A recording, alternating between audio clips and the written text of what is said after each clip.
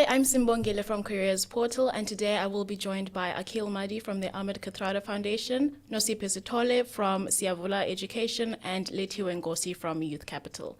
And we will be discussing the Second Chance Matric Programme. Thank you to all of you for joining us at Careers Portal today.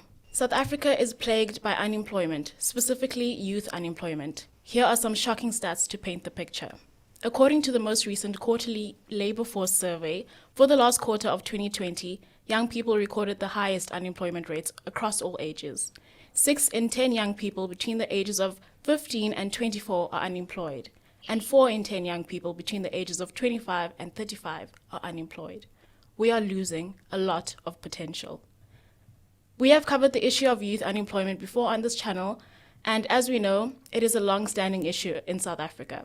Before the pandemic, it was estimated that 300,000 young people would leave the schooling system each year without any formal qualification to show for their efforts, most of them in grade 10 and 12. And most shockingly, with the lockdown, 15% of pupils reportedly did not go back to government schools in 2020, leaving hundreds of thousands without a matric certificate and no access to further education and employment opportunities. Research done by Youth Capital showed that there are about 250,000 young people working towards a matric qualification outside of the full-time schooling system. So what does being outside of the full-time schooling system mean? It means no access to textbooks, no access to a teacher, especially if you're taking this route without any assistance from a private college. The reality is these young people need free resources to help them get ready for their exams. I'd like to now open the floor to our panelists. Could you each tell us your name, the organization you represent, and why this conversation matters? Hi, my name is Aqeel Madhi. I'm a final year student at the University of KwaZulu-Natal. I'm studying computer science and pure maths, and I'm representing the Ahmed Kathrada Foundation. I rewrote my matric in 2017. And this conversation is important because, as you stated, there are a lot of people outside the schooling system who need to be known about. People need to know about how they can help, what they need to do in order for these people to succeed, because they will play a vital role in the economy and our country in the future. Thank you so much, Akil. We will now hear from Nosipho Sithole. Hi, my name is Nosipho Sithole. I'm from Siyavula. I'm part of this conversation because I believe it is important to acknowledge the courage and strength it takes to try again. Oftentimes we celebrate the first timers, and that's important and they should be celebrated. But I think it takes even more courage to try again after you've failed the first time around. And I think it is important to acknowledge those people. Thank you for that introduction, Nosipho. Can we please hear from Lethiwe Nkosi? Thank you so much, Simbongile. So I'm from Youth Capital, and we have an action plan with 10 calls to action. It's an action plan for everyone that has 10 calls to action, which reflects the 10 major issues in South Africa. And it has 3 focus areas that overarch the 10 calls to action, being education, transitions, and jobs. One of the calls to actions is about young people being certified. And so this conversation matters to us as Youth Capital because through Second Chance Programme, a young person who was not able to pass their matric the first time around and get their matric certificate is able to do so. And by having a certificate, they're able to signify to potential employers that they are indeed employable. So certification matters to us as Youth Capital, and most importantly to young people. And that's why this conversation matters to us. Thank you so much. So now that everyone has warmed up a bit, I'd like to start this discussion by talking a bit more about the journey in school, rewriting, and the importance of resources. So I'm posing this question to all of you. Can you tell me why certification is important? So yeah, I think as Lethiwe touched on it a little bit earlier, certification I think is important for future opportunities. But more importantly, it tells people at all the right places. So if you're looking to study further, the universities want to know that you have at least a base of knowledge, and you have abilities, and you've got skills, you've got competencies that you can meet. So it is a step that gets you to where you want to go. So if matric is the first step, then university or college becomes the next step for most people, and then employment becomes the following step. So in order for you to move from one step to the other, then certification becomes very important. But we acknowledge at Siyavula that you can't do that by yourself. You do need additional resources that can help you along the way.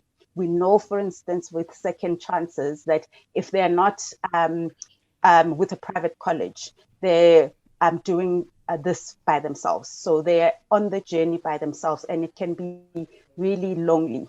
So it is important to then find resources such as Siyavula, which is a digital math and science practice program that second chances can then use on their journey to complete their matric certification. Absolutely. And just to expand on what Nosipho has said, first in relation to a certificate being an important, signal to employers, most entry-level jobs require at least a matric certificate. So if you're not able to go to a college or university and you want to get your foot into the door, you want to start being an active member in the labor market, then for entry-level jobs, you are required to have a matric certificate. And on the point of resources, it's really important that young people do then have access to resources that are accessible. So it's not a matter of simply having resources, but resources that don't cost data to a young person. And I'm so glad that Nosipho is here to talk about Siavula, because I know that they are one of the resources that are really accessible to young people. I'll just add on that. I think that my colleagues have, very well said what I've been thinking. Resources are extremely important. When I wrote my matric year, I'll go into it in a bit more detail, but you cannot do these things without access to resources, because you don't have a teacher anymore to guide you. You've literally just got resources, especially if you're not at a private college or an institution. So you're going to rely on these resources like Siyavula, like textbooks, like past papers. So yeah, access to these resources is extremely important. You're right, Matric. So what challenges do young people face in school? Okay, so there's an immense number of challenges. There's language barriers, issues at home, access issues, logistics. There's a lot of issues. But I think specifically when I'm going to focus on the matric year, because the matric year is the final year in school, and there is a lot of pressure in the matric year. Like Nosipho has mentioned, you need to get into university, right? Because university is a stepping stone to jobs. And if you're not going to go to university, you need to do matric anyway because you need a job. And they all look at your matric certificate. So there's this kind of intense pressure that comes with, this is going to determine my future in your matric year. So there's that constant feeling. And there's also other issues. Some of your friends will be moving to other cities. They're going to be going to other universities, and you've got to try and figure out exactly what you want to do. Generally people, what they study at university ends up determining where they work or the kind of work they're doing. So there's this lot of pressure, like this kind of finality that what I'm doing now and how I perform now will have a major impact on me in the future. So there's a lot of pressure to perform.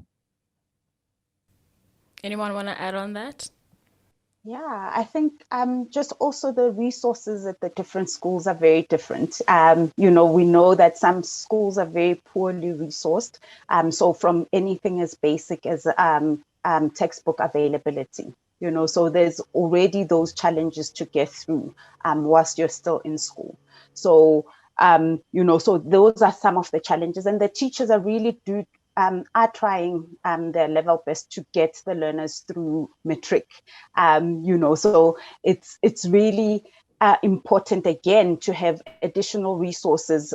So to have resources like Siavula, where you have online textbooks, that does help a learner who is in a school that is poorly resourced, because then they can at least log into Siavula, access the textbooks that way.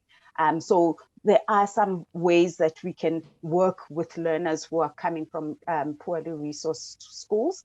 But I also just think with COVID-19 now, there's additional challenges with learners not coming to school every day. So there's rotational attendance at the different schools. So they're not even getting through the content as quickly as they should, or all of the content. So we know that some of the ATPs have been cut down with some of the topics not being covered last year and this year, because they're trying to just get through the year with the rotational attendance. So those are some of the challenges. So it's important to have resources that will be available and helpful for learners who are attending those schools.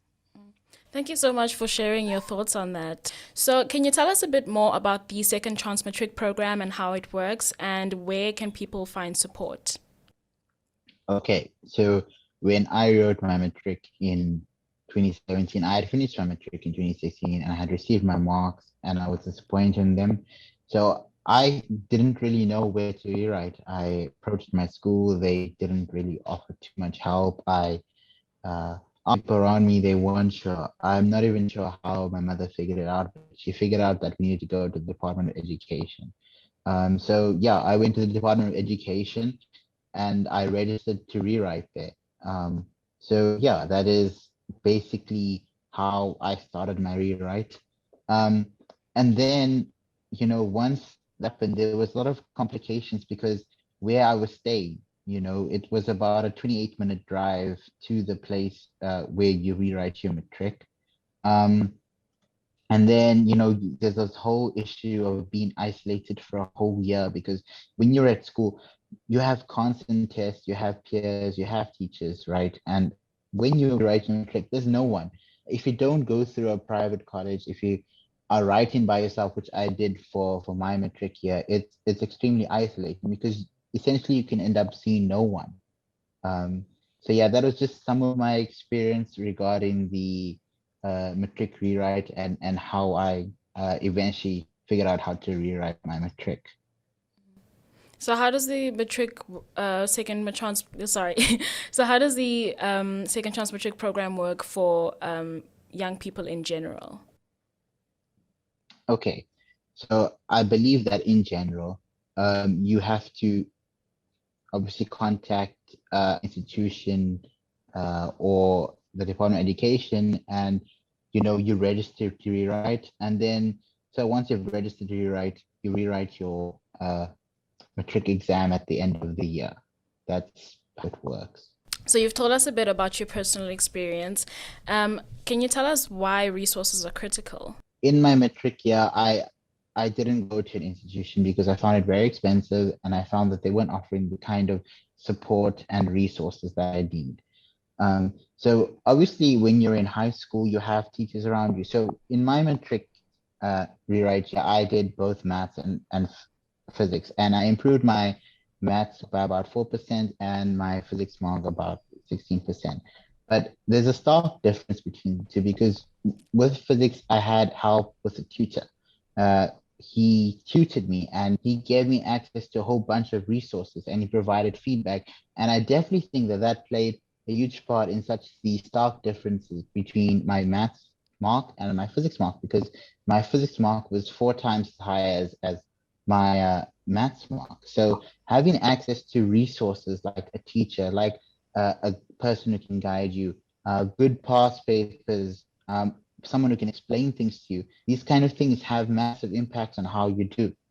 Nosipho, can you add on why resources are critical? Yeah, I think as Akil has mentioned, often the second chances are taking this journey by themselves, so they don't have access to a teacher, don't have access to peers.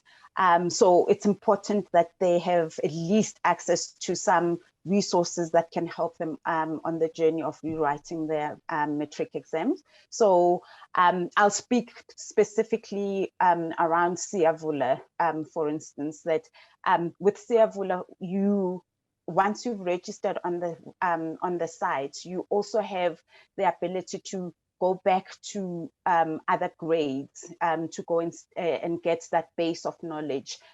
If maybe you are seeing that there are some gaps with the content that you're studying already in grade 12, so that's at least allowing you to get the access to that information, which you wouldn't necessarily have access to. So besides being able to practice on Siyavula, besides being able to access the textbooks, you also have additional abilities to then go back to the other grades that you have already passed, but may have maybe forgotten that content, because that also happens, you know. So that's also very important. And also we have access to past exam papers as well. And they are generative in terms of getting different versions of the question. And I think that's also very important for learners to be able to practice a question several times and a different version of that question, because it's not just only helping them understand the question itself, but it's also helping them understand the process of how to get through that particular question, because we know that even if the numbers in the question change, if you understand how to do the question itself, then at least you're able to then get through your matric exam, because at least you've got that information. I may just chime in on what Nosipho has said about the platform, and that it enables young people to practice, completing the questions and preparation for the exams. I think it's so important, because when we speak about young people needing resources, it's not only in the form of past papers, but also tutors. So if you have a platform like Siyavula, it almost plays that role of a tutor, enabling you to keep trying to get the right answer when answering questions you may come across in your exam. It's important because unfortunately, to have a tutor is costly. So if you have a platform that does not cost you much as a young person, that does not only provide you with the resource in terms of past papers, but also is designed in such a way that you feel like you have a tutor helping you understand the material, is really necessary and important for young people. Mm-hmm. Oh, while you're here, I'd love to ask you a question about how the Second Chance Matric Programme works and where young people can find support. So when we speak about the Second Chance Programme, I want to explain that we're referring to young people who are wanting to rewrite because they didn't pass their matric, but also young people who may want to upgrade their grades. And I know Akil is such a young person. He rewrote his matric in order to upgrade his grades for particular subjects. But also when we talk about the Second Chance Programme, you're referring to young people who want their senior certificate. So there's a senior certificate, which is for those that are older than the age of 21, but want their matric certificate. And then you also have the National Senior Certificate, which applies to young people who have just matriculated and are younger than the age of 21. So that's what we are referring to when we talk about the Second Chance Programme. Those that are pursuing their National Senior Certificate and those that are pursuing their Senior Certificate. And where they can find support, as Youth Capital, we've done our level best to summarize key information. For instance, when it was the registration period, we put out information to young people to let them know how to go about registering for the exam. Unfortunately, the registration for the exam has closed. The exams will be happening in May, June, as well as end of the year, hopefully, if there are no restrictions because of COVID. So we provided information around that. So that's where they can get support, and just going onto our website and reading more about the Second Chance Programme. But also, find schools around you where you can ask information about the Second Chance Programme, and also go to the district office, because that's where young people were required to apply to rewrite at their nearest district office. So that's another place where you can get information and feel supported in terms of what information you need to know. But just rely on such places as district office, Youth Capital's website, and just those around you who may know about the Second Chance Programme. They will definitely provide you the support you need. Thank you so much, Lethiwe. So I'd like to now pose some questions to Nosipho and Akil. Nosipho, we know that you're here representing Siyavula. Can you tell us a bit more about what Siyavula is and how it works?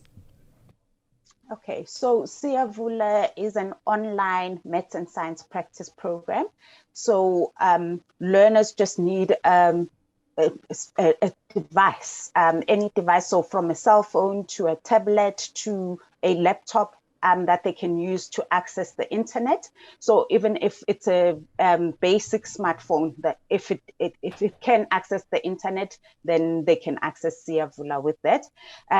It is important to note that Siyavula is free on MTN, Vodacom, and Telkom. So even if learners do not have access to data or data on their phones at that time, they can still access Siyavula.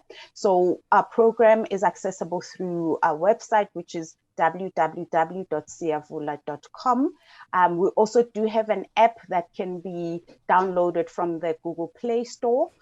It does cost money to download the app, or data at least to download the app, but once it's downloaded, it's also free to use on MTN, Vodacom, and Telkom. The mathematics we cover from grade 8 to 12, and physical sciences from 10 to 12. But besides the online practice platform, we've got, like, as I mentioned a little bit earlier, access to textbooks as well. Those are open source textbooks, so learners can read them online, but also have the ability to download them for free. So if they do need to have that resource available on their computers or things like that, they are able to download those resources. And as I mentioned, we also have past exam papers that will, learners can use to practice for their examination. So the past exam papers cover grade 11 and 12 content though. So that is at least something that the second chancers can use. What is also great with Siyavula is, as learners practice on a question, if they're stuck, we have the ability to share questions via WhatsApp and Facebook. So we know a lot of learners have their teachers on WhatsApp groups or their peers on WhatsApp groups. So if they're practicing on the system and are getting stuck with a particular question, they can quickly send it to their tutor or their teacher or a peer to help them out with that question. So, and that peer will get access to the question even if they don't have an account on Siyavula. So they'll still be able to see the question. So it's just some of the ways that we have thought of to make the lives of learners a little bit easier as they are practicing on the system. I think it's great that you make resources available to learners even without data. Can you actually can you actually share some success stories from your users?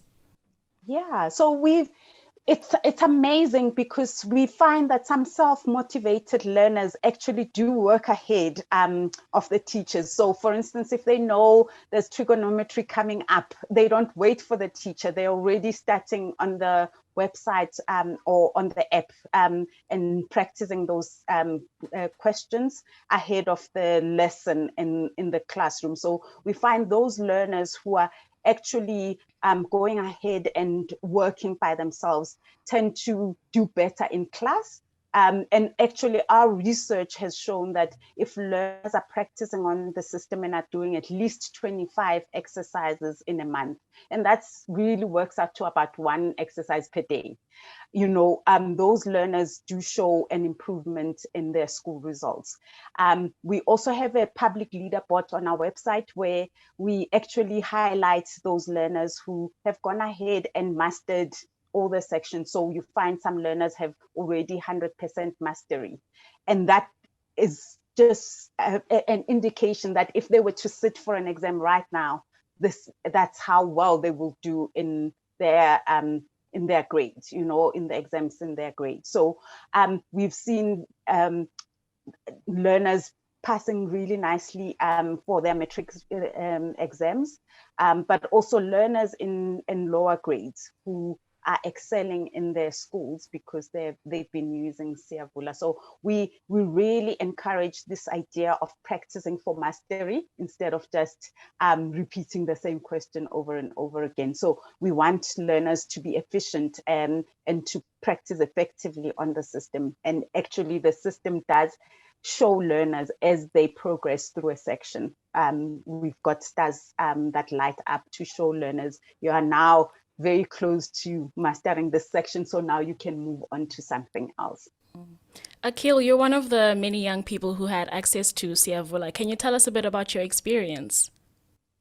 Okay, I will do that, but first I just want to say that Nosipho's passion is shining through right here, and I must say that I am so thankful to her because I used Siyavula in my matric year and in my matric year right here. So my physical science teacher, when I did matric, really liked using the physical science textbook. She gave it to us in class and we used it. And I also used it in my matric rewrite here. However, I didn't have the maths textbook, but I still used the online Siyavula to access the maths resource. So Nosipho's pretty much covered. You know, what I appreciate about Siyavula is that for me, I found it very concise. And there were sometimes images that, you know, like I'm a more visual learner. So they have images there that really help me understand exactly what's going on. And obviously, as she said, practice is very important. You know, access to past papers, access to any kind of resource where you can practice is extremely important because there's only so much variation that an exam marker can have, and there's only so much they're going to test you on. So the more you can cover, the more variation you can cover, the better you're going to do when you write your matric. Thank you so much for sharing your experience with us. We've also had a question from one of our viewers that I'd like to ask Nosipho and Akil. I'll start reading now. I think I'm struggling with maths. I failed it with 23%. I actually don't know what the problem is because when I'm practicing, I do understand some of the concepts. So that is the question. Okay, so I always, you know, being a university student, and I've been a student for all my life so far. You know, there's a lot more to how well you do than just how well you know the work. There's a lot of issues related to anxiety, performance. You know, sometimes your brain doesn't work as well as you want on the day. Sometimes you're stressed, but sometimes there's also this issue of not really understanding what you're doing. So in some courses, you know, you can regurgitate, if I can say that, what you've learned, but in some courses, you actually need to understand what is going on. So if someone explains to you the derivative, you've got to understand what actually is the derivative. What does it stand for? You know, but I feel that, you know, anyone can do well. They can improve their marks. And I never thought, actually, when I got my matric marks, like I was so taken aback. I didn't think I'd do so well. I improved by 20% in combined physical science and maths. Then I got into UKZ and we were just nominated as the 4th best university in South Africa. So congratulations to us. And everything that I've done since then, you know, majoring in pure maths, having an internship at in quantum computing, all these things I didn't think were possible, but I found that, you know, if you can figure out what your issue is, if you can work towards solving that issue, be it anxiety, be it not understanding concept, that you can actually really improve and really do well. And, you know, none of the things that I've done, I didn't believe I could do. You know, someone asked me recently, what did your 18-year-old self think of you? And I think that person may be very surprised. I just want to tell that person that they should stay motivated and keep trying, because once you figure out what's wrong, you'll be able to work. And I know that you can do better because you're already showing an aptitude. You're saying that you understand things. So I'm sure that you can do very well going ahead.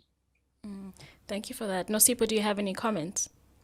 Yeah, so I'll just also add on to that to say, I think this is why it's important to do a variety of, you know, the same questions, so variations of the same questions, because sometimes you work on a question, you get it right the first time and you think, oh, I know this, but it's important to then try again a different version of that question, because as you try different versions, you are not just learning what the final answer is, you are actually learning what the steps are to getting to that final question answer. You know, so it is important that to do that. But I also don't want to downplay the level of anxiety that some of the learners go into exams with. You know, so if you've got heightened anxiety, it is likely that you forget everything that you've learned. So it sounds to me that you know, the person who sent in the question is saying that when I'm working by myself, I understand the content. But then when I'm in an exam situation, I forget everything. So it is likely that there's that level of anxiety. So it is important to then get themselves calmed down before an exam, get enough sleep, get enough water, get good food before an exam, and really just try and calm yourself down so that by the time you write an exam, you're feeling calm and that everything you've learned can then come back to you. So it's not just about knowing the content, but it's also about managing yourself and your anxiety levels. Thank you so much for those tips. I hope it helps our viewer, and I hope it helps other viewers who are also watching. Up next, I have a question for Lethiwe. This is about matric rewrites. Matric rewrites are very crucial, but the problem is that young people fail to rewrite due to the lack of funds required from the adult basic education and training. What are your thoughts? It is an unfortunate reality that young people cannot access the resources at the adult school that you just mentioned. And so that's why it's important for Siyavula and many other platforms to be accessible to young people that do not cost them anything. But I also just want to say that it's important for individuals to see themselves as the ones that can assist, young people. Oftentimes when we're faced with the problem, it can be overwhelming. Like, how do we resolve this? So a young person cannot go to an adult school to receive education. What can I do? And we're saying that as an individual, you can point a young person to platforms like Siavula. You can play the role of being a tutor. So basically meet the gap, fill the gap that a young person finds themselves in because they don't have the funds to go to an adult school to prepare themselves for the matric rewrite. It will take time for such issues at a systematic level to be addressed. And whilst as a campaign, we put a spotlight on that challenge, we're saying that as individuals, we can play a part in helping young people prepare to rewrite their matric by pointing them to platforms like Siyavula, by being a tutor, by sharing your textbooks that you're no longer using. They may seem little, but they make a huge difference to a young person as they prepare to rewrite their matric. I think one of the challenges attached with rewriting is also the stigma that comes along with it. So for many young people, the stigma can cause them to disengage. Do you have any tips that can help young people remain motivated, especially those who are outside of the full-time schooling system? I think, firstly, I'd say to not perceive yourself as a failure, to understand that failing is not an identity marker, but it's rather a point of learning. Because through failure, you can learn, how to do what you were doing better. So you can learn how to do the subjects better. You can learn more about yourself and what it is that you want to do when you're done with school. So yeah, firstly, don't perceive yourself as failure, but and you not perceiving yourself as a failure, find people who walked a similar journey as you and hear from them. Because as Youth Capital, we've tried to put a spotlight on young people who have had to do the Second Chance Programme so that other young people can see that it is possible, to go the second chance route and succeed at the end. Your life is not over because you have failed your matric and you need to rewrite. So yeah, don't perceive yourself as a failure, and speak to other young people who have done the Second Chance Programme to see that it is possible. Thank you so much, Lethiwe. Yes, Akil. Can I add something? Yes. When you rewrite matric, when you don't get something, it's literally one of the worst feelings because you've been through matric, you're wondering why you can't get this a second time. Like, why can't I figure this out? But I've been a university student, I've been around a lot of people, and there are times where some of the smartest people I know have failed, and it's not because they're not smart enough, it's because they have home issues, they have anxiety issues, something else comes up. So don't take your failure as a sign that you aren't smart enough. It's a sign that there might be something wrong, and it's not related to how good you are at understanding maths or physics or anything like that. Figure out what's wrong, try and, solve the issue, but don't give up, because a lot of these people are, have PhDs, they're doing well in undergrad, they're successful entrepreneurs and everything. And, failure is just what happens. But the most important thing is just keep trying and realize that it doesn't signal, much about you in the sense that you're not smart enough. Nosipho, do you have anything to add? No, I think they've covered it all, but I do understand that, sometimes failing comes with a lot of shame, because we tend to not, we acknowledge people who do things the first time around. It's the way of the world, so there is a lot of shame, and there's always that sense of maybe I'm not good enough, but just even trying the second time around for me shows a lot of courage. It shows a lot of strength. It shows a lot of determination. It shows that somebody has a can-do spirit, and they never give up. So already for me, those are signs of success. So if young people can then look at those positives that come out of the failure, the fact that I didn't give up, the fact that I'm trying again, and that there are also resources out there and people out there that I can reach out to who can be helpful. I think then the sky is the limit. The sky truly is the limit. So we spent this time talking about youth unemployment, and I now have one more question for all of you.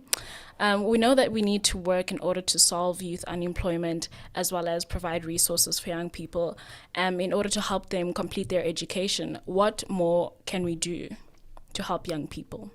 Support is so important. I cannot stress support more than I have already. Support is so important to young people, not only in the form of pointing them to resources that are accessible, but also just support and help, like in terms of their mental health.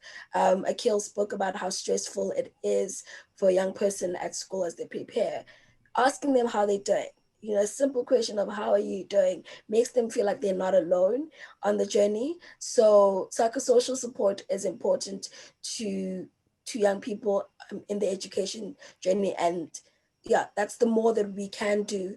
And also just want to encourage people that being part of campaigns like Youth Capital that have an action plan that really points us in the direction of what we can do individually is also something that we can do more of. So yeah, those are my 2 cents about what more we can do. I think Lethiwe basically indicate what I was going to say. I just,